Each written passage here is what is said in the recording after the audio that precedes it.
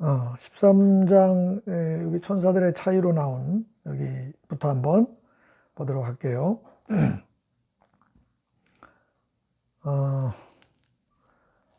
본문에 들어가서 보면 이제 좀 어려운 부분들이지, 어떻게 보면 이게 존재론적인 사유와 실존론적이고 도덕적인 그런 어떤 사유가 존재론적 사유로 표현된 거라고 봐야 돼요. 그래서 한번 지난 시간에도 아마 이게 존재론적 사유, 이게 아우구스티누스가 플라톤 철학의 언어들을 가지고 기독교 신앙을 설명하기 때문에 존재론적 사유를 많이 가지고 온 겁니다. 그러면서 이제 기독교적으로 변형한 거죠. 그래서 여기 천사들 얘기 한번 봅시다. 이 천사들 얘기가 나오는데 그냥 사람 얘기로 그 논리는 똑같아요. 사람에게 적용되는 얘기하고. 그래서 이 천사 얘기는 현대 신학에서는 별로 얘기하지 않죠.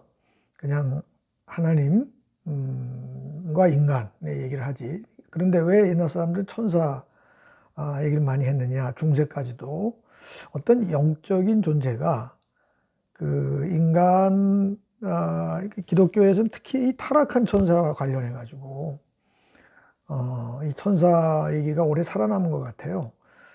그래서 이 타락한 천사가 바로 사탄이다, 또는 여기 나오는 대로 악마다.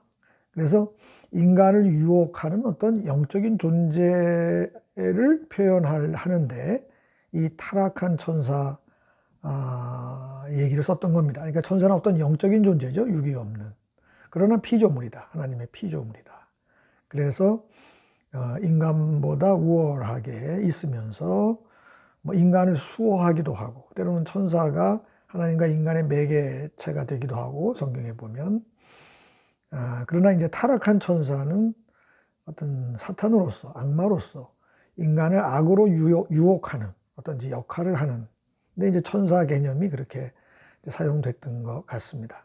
그러나 이제 아우구스티누스에게서도 이미 보이는데, 기독교는 인간과 하나님의 관계가 중요해요. 그래서 이 천사와 사탄 이런 문제도 점차적으로 심리학적인 개념으로 바뀝니다. 그래서 이 사탄이라는 거죠. 좀 뒤에 벌써 이 참된 종교라는 초기 작품에도 그렇게 사탄을 존재론적 실체가 아니라 어떤 심리적인, 인간의 심리와 관련된 인간의 마음의 악의 힘, 마음에서 나오는 악의 힘, 뭐 이거로 이렇게 대체되는 그런 과정을, 초기 과정을 보이고 있습니다. 그래서 일단 천사 얘기 한번 들어가 보면, 악한 천사, 이게 벌써 악한 천사라고 하는 게 이제 사탄이 되겠죠. 그래서 성별된 사람들에게는, 성별됐다고 그랬지만 여기서 이제 sanctificatis, 그러면 성화된 사람들, 그러니까 온전히 그리스도인이 된 사람들, 성화된 사람들에게는 악한 천사도 아무런 해를 끼치지 못할 것이다. 그래서 악이란 말은 그냥 해를 끼치지 못한다, 이런 말하고 거의 비슷한 말이에요. 그래서 그는 악마라고 불리는데, 이 악마라고 하는 것은 이제 디아볼로스라고 되어 있죠. 이거는 그리스에서 온 겁니다. 그러니까 사탄은 히브리어고 그리스어로는 악마라고 그래요. 그러니까 악마나 사탄이나 같은 겁니다. 또는 뭐 악령, 성경에 보면 그렇게 되어 있죠. 다 영적인 존재들이기 때문에 인간을 유혹하는 어떤 영적인 존재를 가리켜서 악마, 사탄, 또 데몬이라는 말도 그리스에서 온 말이에요. 근데 이제 사탄이라는 말은 히브리 말이고 다 같은 것들이에요. 그래서 옛날에는 이제 인간을 유혹하는 어떤 영적인 존재가 있다, 이렇게 본 거죠. 그래서 이제 악마라고 불린다. 자, 그래서 그런데 악마, 우리말에 악마 그러면 벌써 악이 들어있는데, 원래는 디아볼로스라고 하는 말에는 악이라는 말은 없죠. 디아볼로스라고 불리는데, 그거는 천사라는 점에서는 악이 아니지만, 그러니까 천사라는 점에서는 악 자체라는 말, 이게 악 자체로 번역을 했는데, 여기서는 천사라는 점에서는 그 자체로 악이 아니지만, 이 말이 맞습니다. 그 자체로는 악이 아니에요. 여전히 타락한 천사지만 여전히 천사이기 때문에. 그래서 그런데 이제 자기 의지로 타락한 점에서 이제 악하다 이 말입니다. 악하다. 악 자체가 되는 게 아니라 악하게 된다. 악하다. 악한 존재다. 악하다. 악마는. 그러니까 천사가, 타락한 천사가 악한 이유는 결국 자기 의지로 타락했기 때문에 악하다고. 악이라고, 악하다라고 말하려면 책임을 물을 수 있어야 되거든요.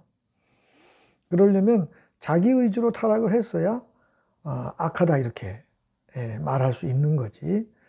책임을 물을 수 있죠. 악이라는 도덕적 비난을 가할 수 있는 거죠. 그런데 자기 의지로 한 게 아니면 이제 악하다고 말할 수 없는 거죠. 그렇게 될 수밖에 없어. 그렇게 된 거라면 악하다고 비난할 수 없잖아요. 악하다는 말은 이미 비난이 들어가는데. 그래서 아우구스티누스에서 이제 자유의지 얘기가 나오는 겁니다. 악과 자유의지. 그래서 하나님 홀로 불변하는 존재라면, 그러면 천사들의 본성은 가변적이라고, 하나님만 변하지 않는 본성을 갖고 있고, 그럼 천사들은 왜 타락했을까? 천사가 왜 타락했을까? 피조물이기 때문에 본성도 변할 수 있다는 거예요. 하나님만 변하지 않는 분이고, 그러니까 자유의지가, 피조물인데 천사나 인간은 자유의지가 있어서 그 자유의지를, 자기의 의지를 어떻게 쓰느냐에 따라서 본래 만들어진 모습이 변할 수 있어요. 그래서 본성이라고 그랬지만, 뭐 본성론에서 말하는 본성, 그거라기보다는 본래 만들어진 모습, 뭐 이렇게 생각하면 되겠습니다. 그래서 천사들도 변할 수 있다는 거예요. 어떻게 마음을 쓰느냐에 따라서 본래 모습이 바뀔 수 있다. 이게 다 인간에 대한 얘기입니다. 이거 전부 다. 그러나 자신보다 하나님을 더 사랑하는 안에서는 하나님 안에서 확고하고 안정된 존재로 남는다. 이것도 인간도 마찬가지죠. 그러니까 자기보다 하나님을 더 사랑한다. 그러니까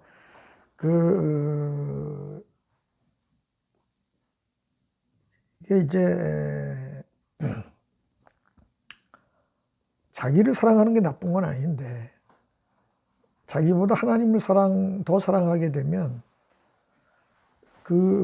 하나님보다 자기를 더 사랑하게 되면, 이제 그게 자기를 사랑하는 게 아니게 되는 거죠. 왜냐하면 그렇게 되면 이제 뒤에도 나오지만 하나님보다 내가 존재가 덜하기 때문에, 하나님은 최고 존재고 존재 자체고, 나는 이제 하나님보다 덜 존재하잖아요. 근데 덜 존재하는 것을, 더 존재하는 것보다 덜 존재하는 것을 더 사랑하면 내 존재가 떨어져요.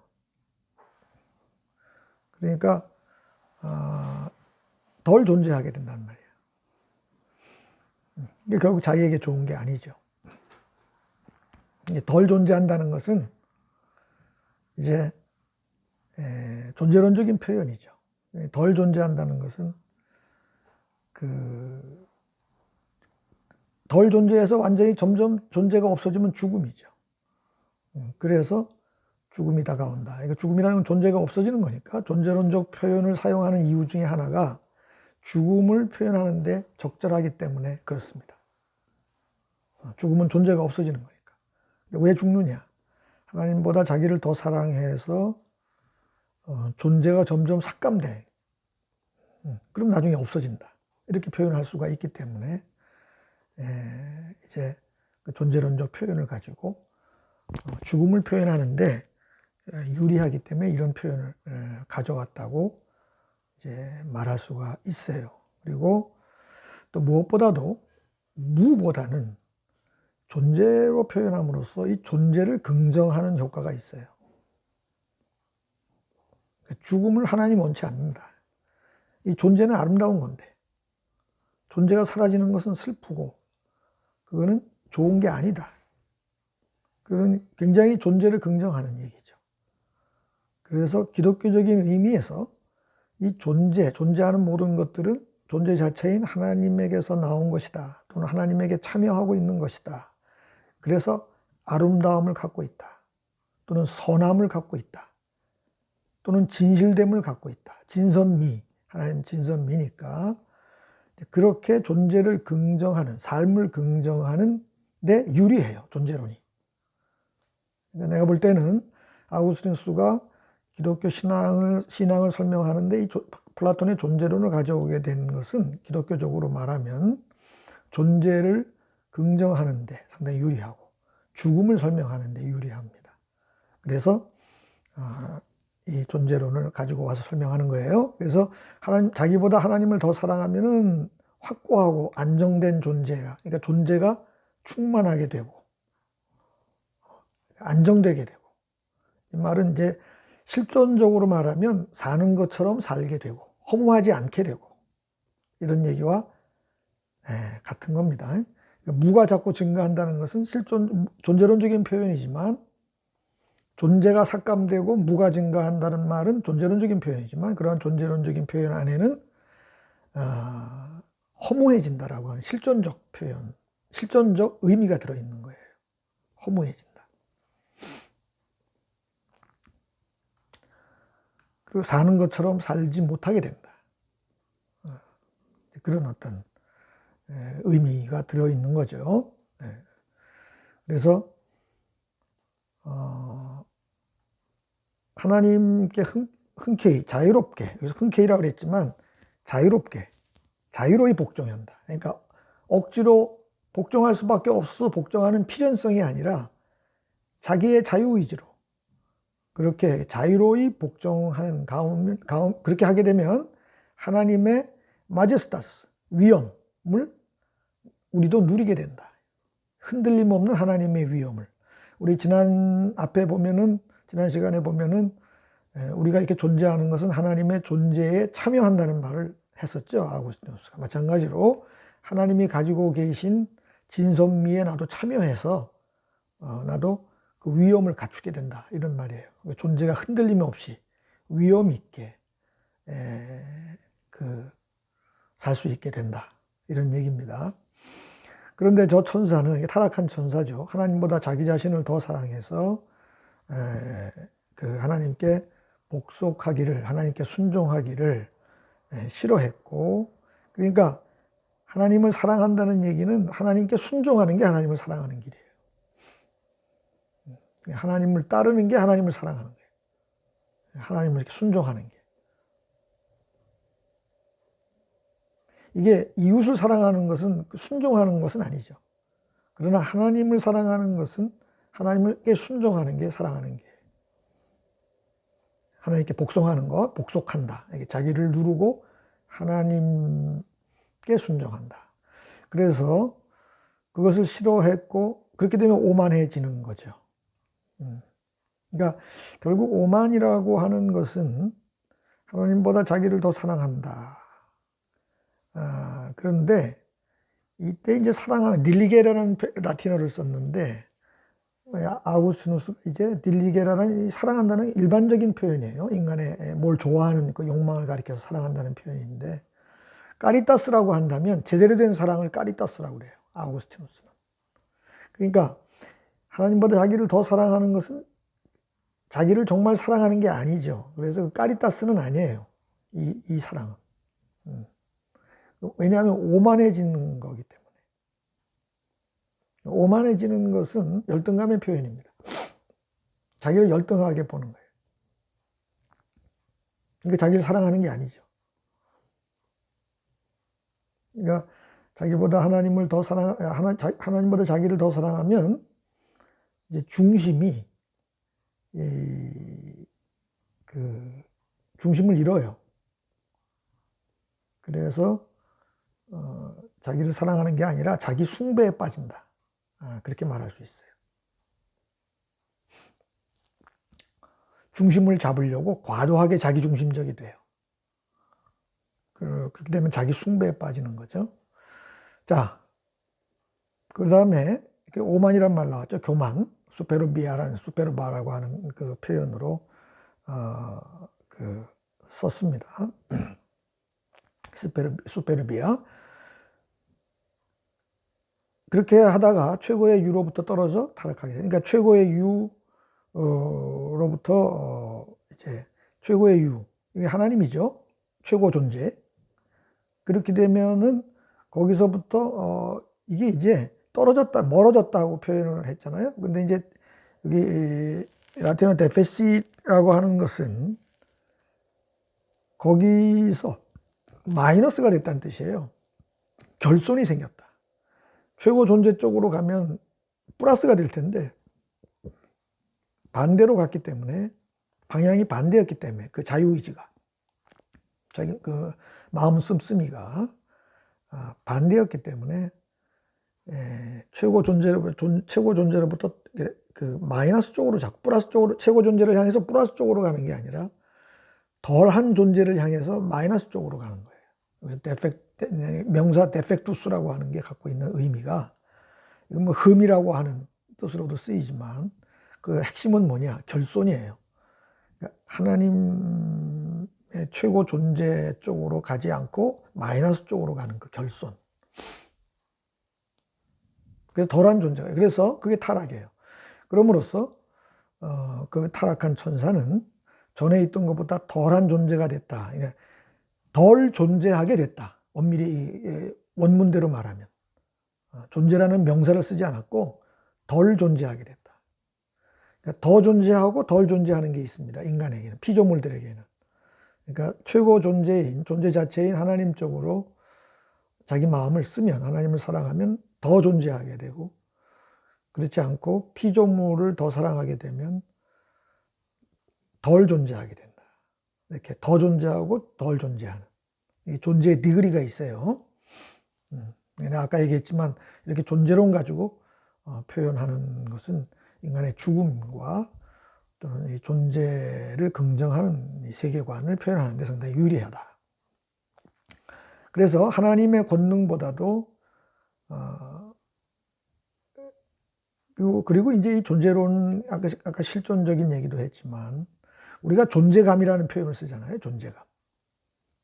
우리가 존재하고 있지만 누구나 다 존재하고 있죠. 현대인들에게는 더 존재하고 덜 존재한다는 말이 사실은 그 무슨 말인지 몰라요. 그런데 현대인들에게 이제 실존적인 의미만 남았거든요.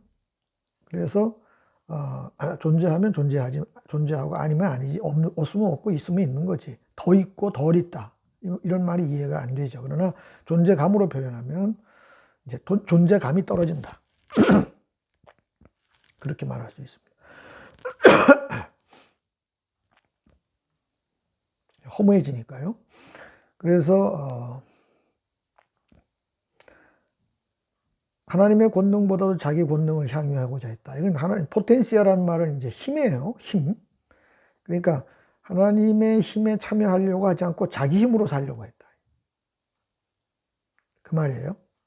하나님의 힘을 빌지 않고 자기 힘으로. 그러니까 자기 힘은 자기가 소유한 힘이죠. 그러나 하나님의 힘은 내가 소유할 수 없어요. 하나님의 힘에 참여하는 거지.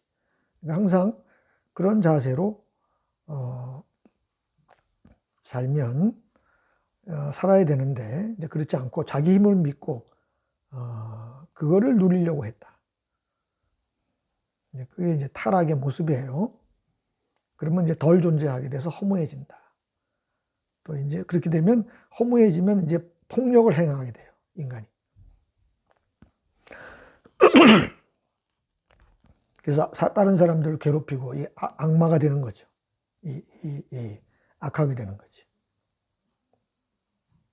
이 악마는 뭐 조금 이따 나오겠지만 인간의 죄의 힘이 악마를 만드는 겁니다. 그래서 그자가 최고의 존재를 향유하는 동안은, 그 천사가 하나님을 향유하는 동안은 하나님을 누리는 거죠. 하나님께 참여함으로써, 자기가 소유하지 않고 참여함으로써 하나님을 누리는 동안은,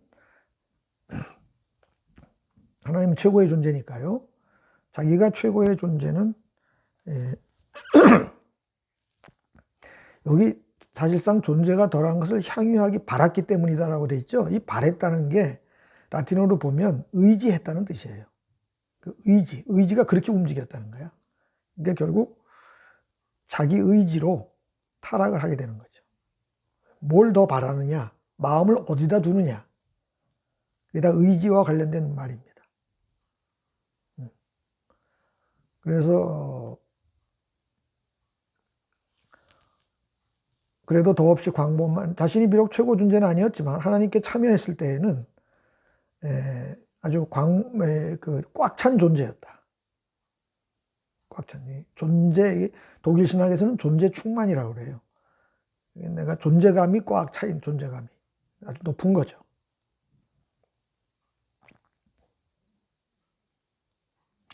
그 전에 있던 것보다 덜할, 그래서 그 전에 있던 것보다 덜한 존재, 전보다 덜 존재하는 것이 악이다.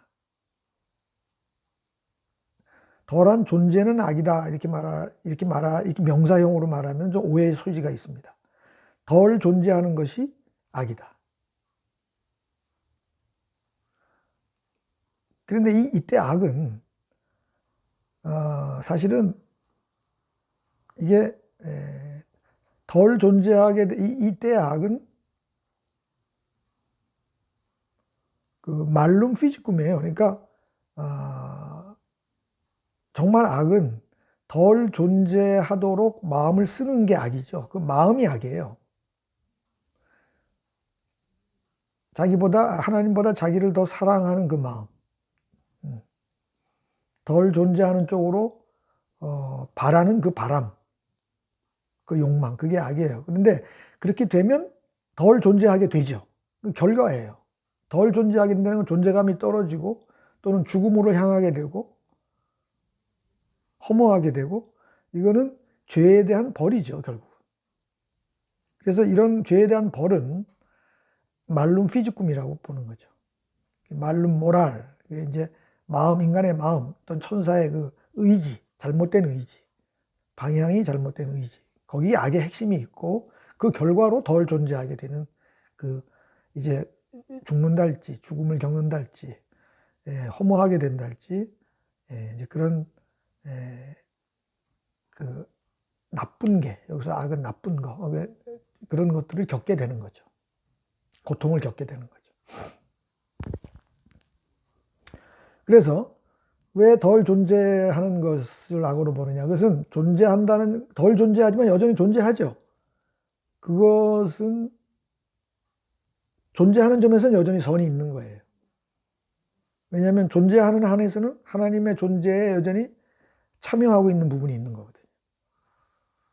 그러나 존재를 깎아먹었으니까 존재를 덜한 존재 쪽으로, 이제 그게 악하다, 그 말입니다.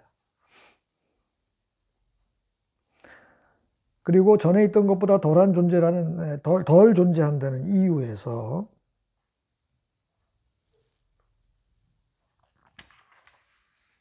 이제 죽음을 향하게 되는 거죠. 이게 죽음을 향한다라고, 자꾸 존재가 삭감되면 나중에 없어지는 거죠. 그러니까 사람은 평생 하나님보다 자기를 더 사랑한다거나 또는 하나님보다 돈을 더 사랑한다거나 또는 뭐 권력을 더 사랑한다거나 이런 어떤 그 결과 죽는다. 이게 죄의 결과로 죽는다, 이렇게 보는 거예요. 왜 죄의 결과로 죽는다고 봤을까? 그 동양적인 관점하고는 맞지 않지만 이것은 그만큼 죽음은 하나님이 원치 않는다. 그만큼 산다는 건 축복인데, 좋은 건데 그거 없어지는 게 나쁜 거다, 이런 의미가 들어있는 겁니다. 삶에 대한 긍정 때문에 이런 말을 하는 거예요. 현대인들에게 이상하게 들리겠지만, 자, 이제 여기 부분이 중요합니다. 이런 결함에서, 이게 아까 데펙투스예요. 그러니까 존재를 삭감시켰죠. 자기를 더 사랑함으로써, 하나님보다 자기를 더 사랑함으로써, 또는 하나님보다 피조물을 더 사랑함으로써 존재가 덜한 것을 더 사랑하고 더 의지함으로써, 더 원함으로써, 다 같은 뜻이에요. 사랑한다, 의지한다, 원한다. 그렇게 함으로써 그 결함이 생기죠. 존재가 덜해지죠. 그렇게 되면 빈곤함이 생겨요. 이게 뭡니까? 그러니까 허무함이죠. 또는 박탈감이죠. 그러니까 빈곤함의 핵심은 먹을 게 없는 것도 빈곤한 거죠. 그것도 안 되지만, 그러나 결국은 마음이 초래한 이 상대적 박탈감입니다. 그래서 빈곤해져요, 자기가. 빈곤해지면 어떻게 됩니까? 결핍이 생기니까 많이 가진 사람들을 부러워하게 돼요. 그래서 시기심이 생겨요. 그 시기심 때문에 결국 악마가 되는 거 아니냐? 이게 천사를 두고 한 얘기지만 사실은 인간 얘기죠. 악마의 핵심은요, 사탄의 핵심은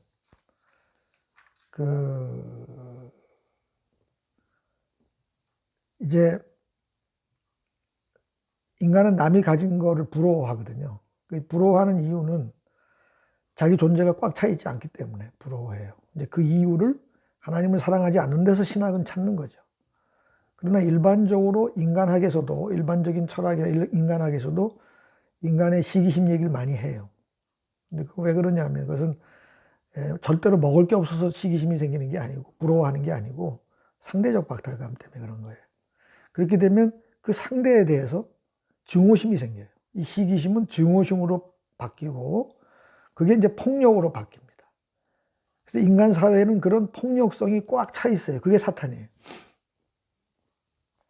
그러니까 바로 여기서 보면 아우구스티누스가 벌써 이 사탄의 존재, 악마의 존재를 시기심하고 연결시키잖아요. 이게 심리적인 거로, 인간의 문제로 바뀌죠.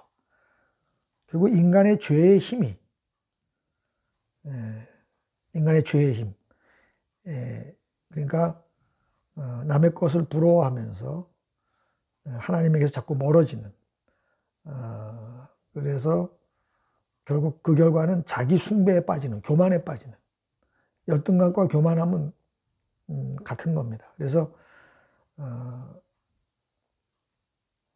거기서 생기는 시기심, 그거 관련된 시기심, 그것이 가져오는, 그래서 다른 사람을 괴롭혀요. 그리고 이제 폭력을 행사하게 됩니다. 집단적으로 보통 폭력을 많이 행사하는데 이 꽉 차 있어요, 인간 사회에. 이것이. 그래서 누가 하나 희생양이 생기면 언제든지 희생양을 잡을 준비가 돼 있어요. 피를 흘릴 준비가 돼 있어. 이런 전쟁 뭐 이런 거 다 거기서 비롯되는 겁니다. 다툼, 갈등. 그 인간 벗어나기 힘들다. 개인들, 사람 사는 모습이 그러니까 개인이 거기서 벗어나기 힘들어요. 사람 위에서, 개인 위에서 개인을 지배하는 그런 인간의 죄의 힘이 개인을 지배하죠. 그게 사탄이에요. 그러니까 벌써 사탄이라는 존재가 존재론적인 실체가 아니라 결국 인간의 죄의 힘으로, 시기심이 폭력심으로 바뀌는 인간의 죄의 힘으로 전환되는 과정이 여기서 보이는 겁니다.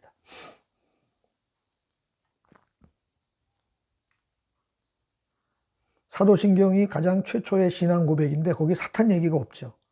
기독교는 사탄을 존재론적 실체로 보지 않아요. 결국 인간 책임이야. 우리 모두의 죄, 이게 문제야. 그리고 그리스도는 그걸 해결하려고 인간의 죄를 짊어진 거고.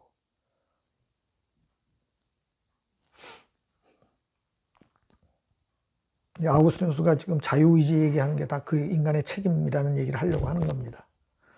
자, 그 다음에 자유의지에 의한 범죄죠.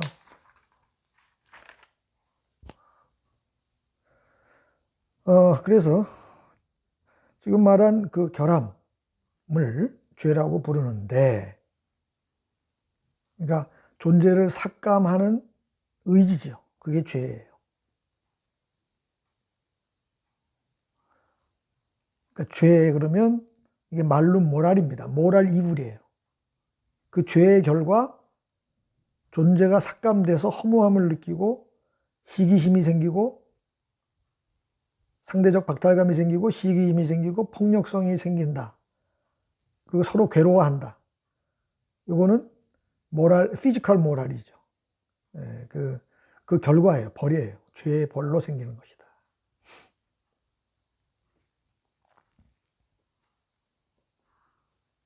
그래서 죄라고 부르는데, 가령 열병이 사람을 덮치는 거예요. 본인의 의사와는 반대로 본인의 의지, 본인의 그 잘못이 없는데, 예를 들면 벌을 받는다 할지, 또는 단죄를 한다 할지, 정죄를 한다 할지, 이렇게 하면 그건 불의한 거다, 이 말이죠. 왜냐하면 그 책임이 없는데 왜 그 사람에게 벌을 주느냐. 그러나, 죄라는 것은 고의적인 악이다. 이게 의지적, 고의라고 했지만, 번역을 했지만, 그 볼룬타스는 의지적인 거예요. 의지적. 인간의 의지로 자기가 나빠지는 쪽으로 택했기 때문에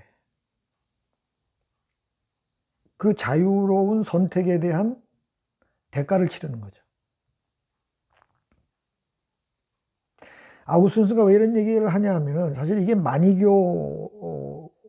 염두에 두는 거예요. 마니교는 사탄이라는 존재론적 실체가 있어서 그 사탄이 힘을 가질 때 인간은 죄를 짓게 된다, 이렇게 말을 하거든요. 그런데 그렇지 않다. 결국 그렇다면 인간에게 책임이 없잖아요. 그렇지 않고 인간은 자기 자유의지를 잘못 사용해서 죄를 짓고 그 죄의 결과로 고통을 당하는 거다. 이렇게. 그렇다고 해서 이건 뭐 좀 어려운 얘기지만, 이 고통의 문제나 악의 문제는 사실은 어려운 얘기입니다. 그 사람이 고통을 겪는 게 그 사람의 잘못이다, 이렇게 누가 함부로 지적할 수는 없어요. 이 인간 사회에 죄가 있어요. 그 죄의 결과로 인간 사회의 죄가 사람에게 고통을 가져오는 거죠. 그런데 개인들이 거기에 참여하고 있는 겁니다. 그 죄에 연루돼 있어요. 그래서 개인도 책임이 없진 않아요. 대충 그렇게 설명하면 된다고 보는데, 자, 그래서 자기가 의지적으로 저지른 악, 의지적 악, 그렇게 말해야 됩니다. 고의적이라는 말은 약간 좀 다른 뉘앙스가 있어요. 그러니까 의지적 악, 그게 죄야. 그래서 의지적이 아닌 것은 결국 죄가 되지 않는다, 이 말이죠. 그 사람 의지로 한 게 아니라 자기 의지와 무관하게 그렇게 된 거라면 왜 그 사람한테 책임을 물을 수 있는가? 그 사람 도덕적으로 비난할 수 없다. 죄라고 말할 수 없다, 그거는. 그렇죠? 죄라는 말에는 이미 도덕적 비난이 들어있는데 말할 수 없다. 그래서 이 점은 너무 자명한 일이라서 소수의 식자는 다수의 대중인의 의견을 달리하지 않는다. 그러므로 죄를 범하지 않았노라고 단언하거나 자기는 고의로 범죄하였노라고 고백하거나 둘 중 하나다. 따라서 뉘우치면 영혼이 바로잡힌다거나 뉘우치는 사람에게는 용서가 주어진다고 하거나 죄를 고집하는 자, 하나님의 정의로운 법을 단죄를 받는다고 하는 사람이 영혼이 죄를 지었다는 사실을 부정한다면 자기 당착이다. 그리고 영혼이 죄를 짓는 것이다. 내 영혼이. 내가 죄를 짓는 거다, 이 말이에요.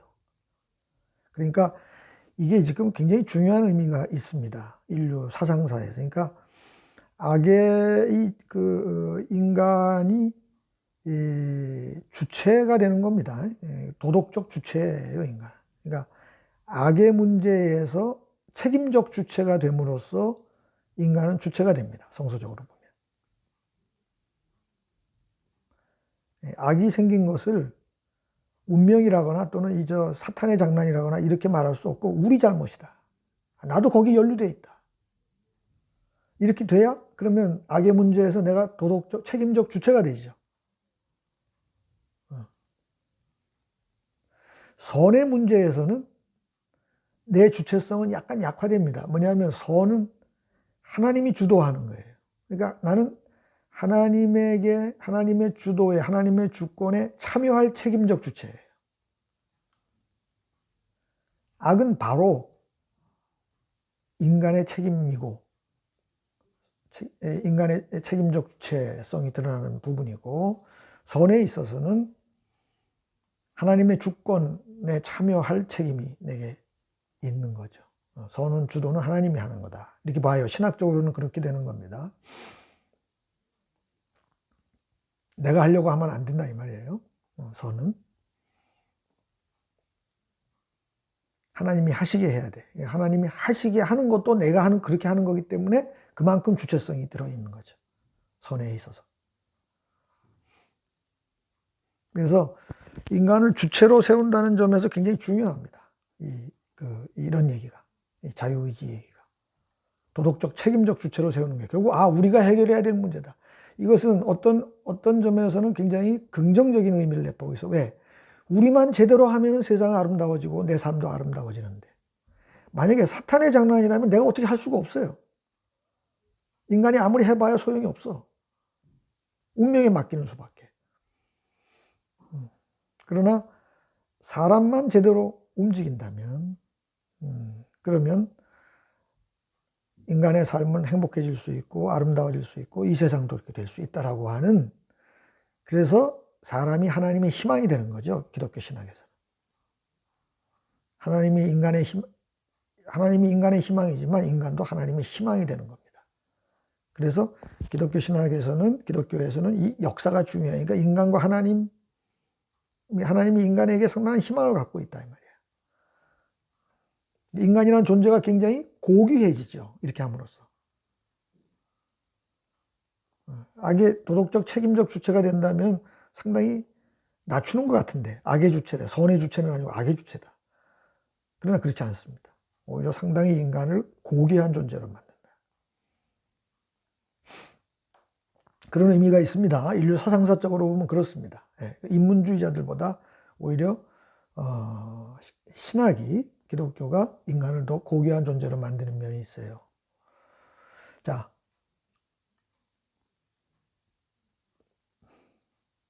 그래서 죄를 짓고 있음이 의심의 여지고, 사람이 죄를 짓고 있다는 것은 의심의 여지가 없으므로 영혼들이 자유의지를 갖고, 자유의지라는 말 나오죠. 이제 이거 쓰기 이전에 자유의지라는 책을 쓰기 시작했거든요. 자유의지론. 이 자유의지라는 말. 그러니까 여기서 말하는 자유의지는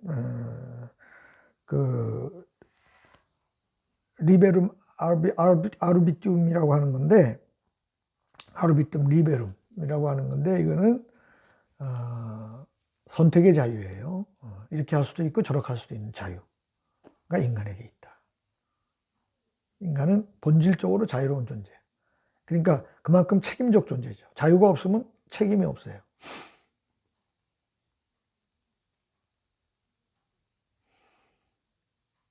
하나님도 당신의 종들이 자유로이 당신을 섬기는. 그러면 왜 근데 자유 때문에 결국 인간이 타락해서 고통을 겪게 되죠. 그러면은 왜 하나님은 인간에게 자유를 주었을까? 왜 성서는 인간의 본질을 자유라고 볼까? 왜냐하면 그것은 자유롭게 당신을 섬기는 게 하나님께 영광이 되기 때문에 그렇습니다. 자유가 없으면 하나님의 영광도 없어요. 인간의 자유가 없으면. 억지로 필연성에 의해서 섬기는 거라면 하나님께 영광 될 게 없다 이 말이지. 필연에 의해서 섬기는 거라면.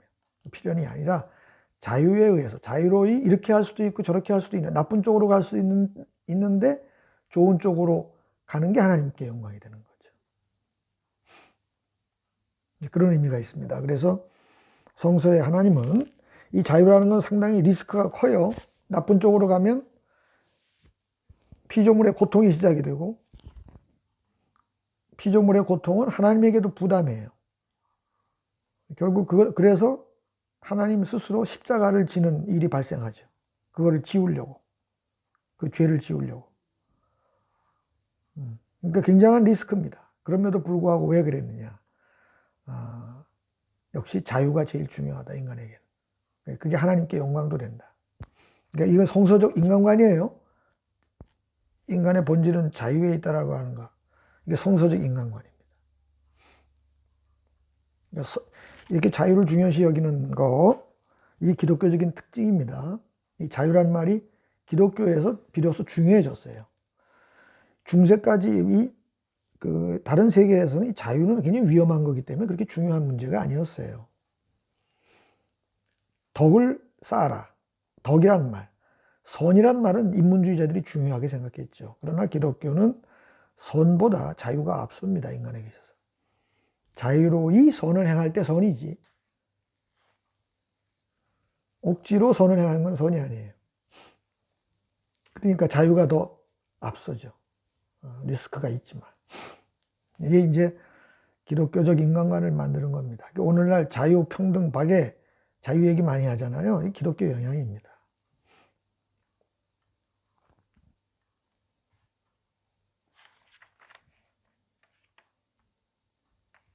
근대 철학이 자유 얘기를 많이 하는데 그 기독교 문화권에서 나온 근대 철학이죠. 네. 자, 그 다음에 천사들이 하나님을 이게 굉장히 기네. 이게 그 어려운 부분이나 설명하다 보니까 오늘 여기까지만 될지도 모르겠습니다. 천사들이 자유로이 하나님을 섬기는 일, 자유로이 섬기는 게 중요하다 이 말이에요. 하나님께 이로운 것이 아니라 자신들에게 이로운 거죠. 인간도 마찬가지예요. 하나님은 자존하시는 분이므로 누구의 선을 필요로 하지 않는다. 근데 이제 이게 현대신학에서는 하나님은 다 충족하니까 누가 선을 필요로 하지 않는다. 그러니까 하나님은 충족한 분이라고 하는 점에서는 이 말이 맞죠. 그런데 아까도 얘기했지만 오늘날에는 이제 인간이 하나님의 희망이에요. 그래서 인간에 대한 기대가 있다. 그래서 인간이 만약에 고통을 겪으면 그 하나님에게도 고통이 돼요. 이게 마르틴 루터가 그렇게 치고 나옵니다. 현대신학의 시작인데요.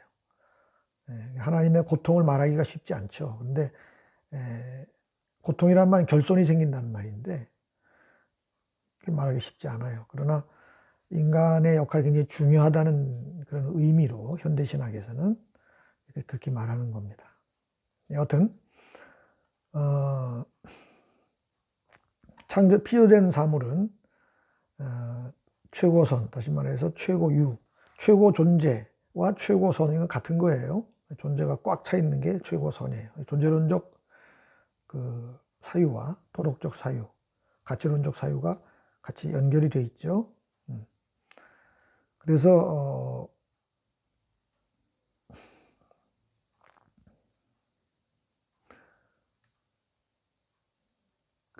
피조물들은 영혼의 범죄로 말미암아, 영혼의 죄, 아까 의지의 죄죠. 자유로운 의지의 죄. 그걸 말미암아 하나님께로부터 적게 움직여 하나님께로 적게 움직여 나가면 전에 있던 것보다 덜한 존재가 되며 그렇다고 해서 완전히 단절되지는 않으니 그랬다가 완전히 무가 될 것이기 때문이다. 되는 거죠. 그래서 이제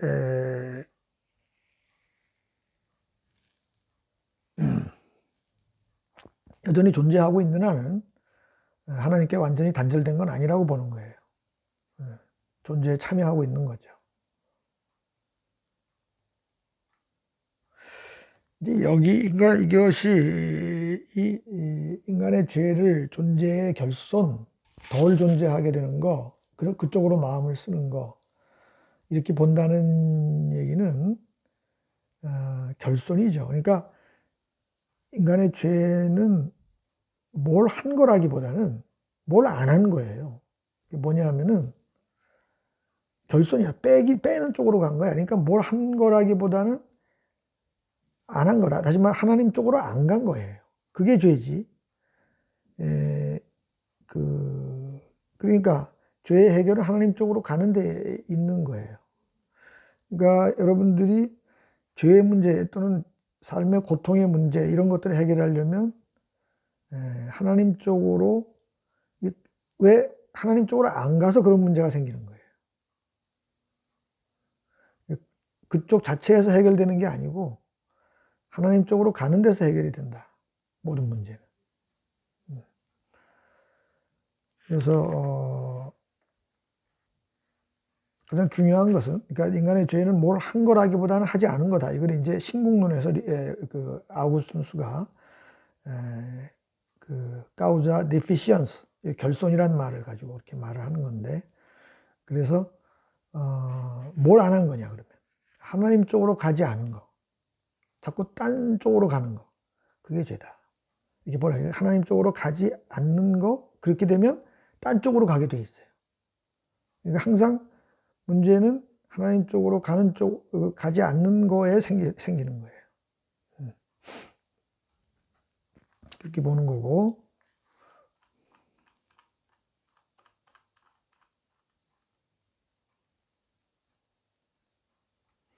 그래서 무가 된다는 건 상당히 공간적인 표현이죠. 장소적인 표현이지. 그러니까 영혼의 감정으로 인해 생기는 일이, 그러니까 영혼의 감정이라고 그랬는데, 뭐 아펙투스예요. 그러니까 그 인간의 욕망, 그거는 보이지 않는 거죠. 공간적인 게 아닌데, 그것이 몸으로 보면 공간이 없어지는 거니까. 공간, 그 존재가 덜해진다, 죽음으로 간다. 이런 이제 공간 쪽으로 이렇게 표현이 되게 되는 거죠. 영혼은 의지로 움직이고 육체는 공간으로 움직인다. 그래서 그 존재론적 표현, 무라고 하는 것도 상당히 공간적인 표현이죠. 있다가 없어지는 거니까.